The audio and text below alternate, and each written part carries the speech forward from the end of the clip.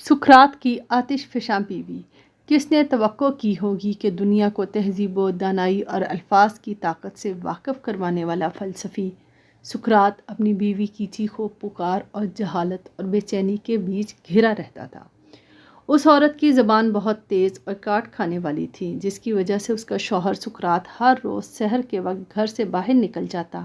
اور غروب آفتاب کے بعد دوبارہ گھر واپس آتا، یعنی اس کا اپنی بیوی سے سامنا ہی نہ ہوتا تھا۔ پھر بھی سقراط اس کے بارے میں لکھتا ہے، میں اس عورت کا مقروض ہوں، اگر وہ نہ ہوتی تو میں کبھی یہ نہ جان پاتا کہ حکمت خاموش رہنے میں ہے اور خوشی کا راز سو جانے میں پوشیدہ ہے۔ وہ یہ بھی کہتا ہے، مجھے 3 آفات سے دوچار ہونا پڑا: زبان، غربت اور میری بیوی۔ زبان پر میں نے اپنی محنت سے غالب آ گیا، غربت پر میں معاشی منصوبہ بندی سے غالب آیا، تیسری آفت بیوی ہے جس پر میں کبھی غالب نہ آ سکا۔ ایک دفعہ کا ذکر ہے جب وہ اپنے شاگردوں کے ساتھ بیٹھا حکمت و دانائی کی باتیں بیان کر رہا تھا کہ اس کی بیوی نے حسب عادت اونچی آواز میں اس کے شاگردوں کے سامنے ہی سقراط کو لعن طعن اور ملامت کرنا شروع کر دیا،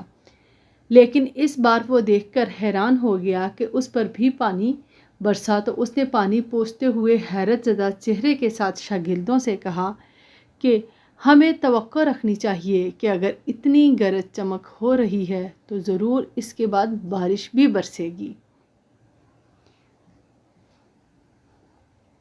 اس بدتمیزی کے بعد سقراط کو اس قدر پرسکون، مطمئن اور خاموش دیکھ کر اس کی بیوی کو ہارٹ اٹیک ہو گیا اور اس کی موت واقع ہو گئی۔ جی ہاں، آپ نے صحیح سنا، سقراط کی بیوی اس کے ساتھ جھگڑا کرتے ہوئے مر گئی۔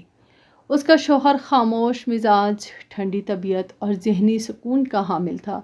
لیکن اس کی بیوی آتش فشاں کی طرح تھی، جس وجہ سے اس کو دل اور کندھے میں شدید درد ہوا اور اس رات وہ انتقال کر گئی۔